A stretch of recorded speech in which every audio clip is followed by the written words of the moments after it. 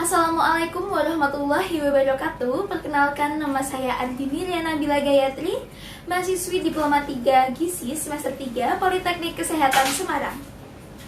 Kali ini saya akan menjelaskan sedikit tentang identifikasi bakteri patogen pada bahan makanan hewani dan nabati.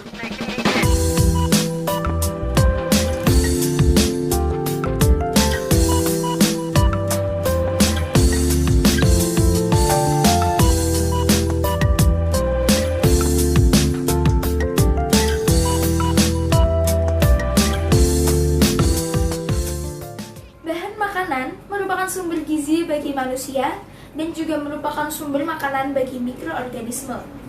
Pertumbuhan mikroorganisme dalam bahan pangan dapat menyebabkan perubahan yang menguntungkan seperti perbaikan bahan pangan secara gizi, daya cerna, ataupun daya simpannya. Selain itu, pertumbuhan mikroorganisme dalam bahan pangan juga dapat mengakibatkan perubahan fisik atau kimia yang tidak diinginkan, sehingga bahan pangan tersebut tidak layak dikonsumsi. Mikroorganisme patogen yang sering ditemukan pada produk pangan dapat digolongkan sebagai mikroorganisme indikator keamanan pangan. Mikroorganisme patogen tersebut merupakan penyebab penyakit menular yang cukup berbahaya, seperti tipes, kolera, disentri, TBC, serta keracunan makanan atau intoksikasi. Ada contoh kasus keracunan pada warga di Dusun Surya, Kecamatan Tempuna, Kabupaten Sintang. Keracunan ini menyebabkan 1 orang meninggal dunia dan 2 orang mengalami keracunan ringan setelah mengkonsumsi sosis dalam kemasan yang mulai berlendir. Kondisi sosis yang mulai berlendir tersebut menunjukkan adanya kontaminasi bakteri pada sosis. Kejadian serupa tidak hanya terjadi pada bahan makanan hewani, tetapi juga dapat terjadi pada bahan makanan nabati seperti produk susu kedelai yang tidak bermerek yang biasa dijual di pasaran, tempe, saus tomat, dan juga es cincau yang mengandung bakteri coliform. Pada identifikasi bakteri patogen, bahan pangan terdapat 3 pengujian, yaitu uji bakteri coliform, uji bakteri Escherichia coli, dan uji total bakteri. Uji ini dilakukan untuk mengetahui tingkat keamanan bahan pangan yang berada di masyarakat. Sebelum melakukan uji, yang pertama kita lakukan adalah pengambilan sampel. Pengambilan sampel dilakukan secara acak, kemudian disimpan pada suhu ruang yaitu 28 derajat Celcius sampai dengan 30 derajat Celcius dengan lama waktu penyimpanan 1 hari, 3 hari, dan 5 hari. Setelah itu dilakukan preparasi dan pengenceran. Pengenceran dilakukan dengan seri pengenceran yaitu 0,1, 0,01, 0,001, dan 0,0001 ml. Pengenceran awal dilakukan dengan mencampurkan 225 ml buffer peptone water atau BPW lalu dihomogenkan. Selanjutnya, untuk pengenceran 0,1 diambil sebanyak 1 ml dari pengenceran awal atau yang sudah disediakan, lalu dimasukkan ke dalam tabung reaksi berisi 9 ml peptone water atau PW. Demikian juga untuk pengenceran 0,01, diambil sebanyak 1 ml dari pengenceran 0,1, lalu dimasukkan ke dalam tabung reaksi yang berisi 9 ml PW atau peptone water. Selanjutnya, diambil sebanyak 1 ml dari pengenceran 0,01, lalu dimasukkan ke dalam tabung reaksi pengenceran 0,001 yang berisi 9 ml peptone water atau PW. Kemudian dari pengenceran 0,0001 diambil sebanyak 1 ml, kemudian dimasukkan ke dalam tabung reaksi pengenceran 0,0001 yang berisi 9 ml peptone water atau PW. Kemudian, pengujian bakteri coliform. Pertama, uji duga. Sampel dari pengenceran 0,1, 0,01, dan 0,001 diambil sebanyak 1 ml dan dimasukkan ke dalam 3 tabung yang berisi 5 ml lactose broth atau LB yang di dalamnya terdapat tabung Durham terbalik. Kemudian, semua tabung tersebut disimpan dalam inkubator pada suhu 37 derajat Celcius selama 48 jam. Setelah 48 jam, dicatat jumlah tabung yang membentuk gas pada masing-masing pengenceran.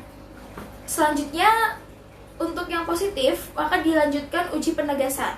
Setiap tabung dari uji duga yang membentuk gas diambil 1 OC dan dipindahkan ke tabung reaksi yang berisi media Brilliant Green Lactose Broth atau BGLB yang di dalamnya terdapat tabung Durham terbalik.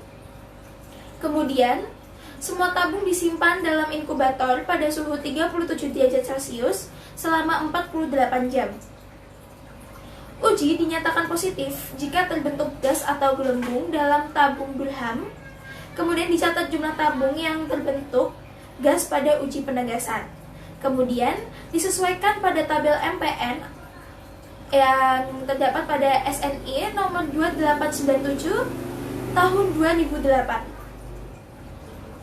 Selanjutnya adalah pengujian bakteri Escherichia coli. Yang pertama adalah uji duga. Tabung positif pada uji dugaan bakteri coliform diambil 1 OC dan dimasukkan ke dalam tabung reaksi yang berisi 9 ml media luria broth yang di dalamnya terdapat tabung Durham yang diletakkan secara terbalik. Banyaknya tabung reaksi yang digunakan untuk uji bakteri E. coli disesuaikan dengan jumlah tabung positif yang terdapat pada uji dugaan bakteri coliform. Kemudian, tabung reaksi tersebut diinkubasi pada suhu 37 derajat Celcius selama 24 jam sampai 48 jam. Jumlah tabung yang terbentuk gas dicatat dan disesuaikan dengan tabel MPN pada SNI 2697 tahun 2008. Selanjutnya dilakukan uji penegasan.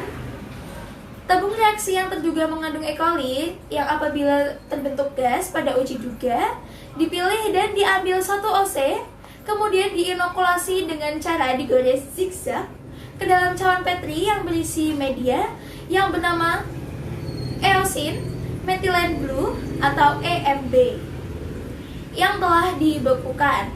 Biarkan diinkubasi pada suhu 37 derajat Celcius selama 24 jam. Apabila positif ada E. coli, maka ditandai dengan koloni yang berwarna kilap logam pada media EMB.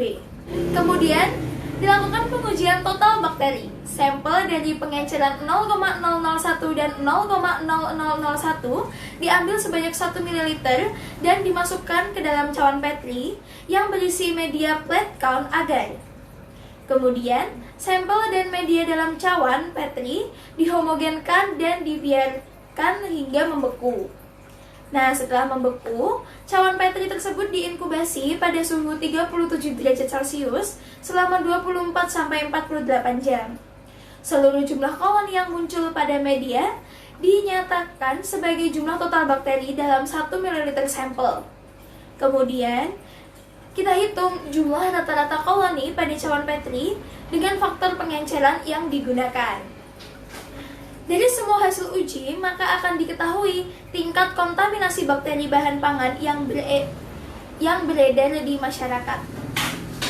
Tapi, selain ketiga uji tersebut yang telah saya jelaskan, masih ada uji-uji lainnya, seperti uji bakteri Salmonella sp dan uji bakteri Staphylococcus aureus, yang mungkin akan saya jelaskan pada video-video selanjutnya.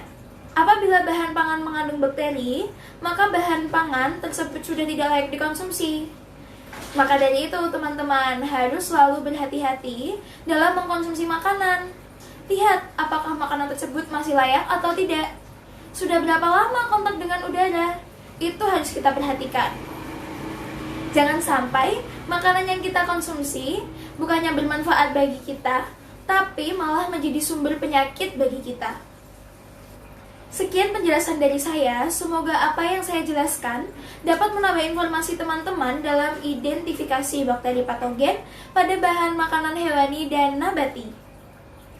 Terima kasih, sampai jumpa pada video selanjutnya. Stay at home, stay healthy. Bye-bye.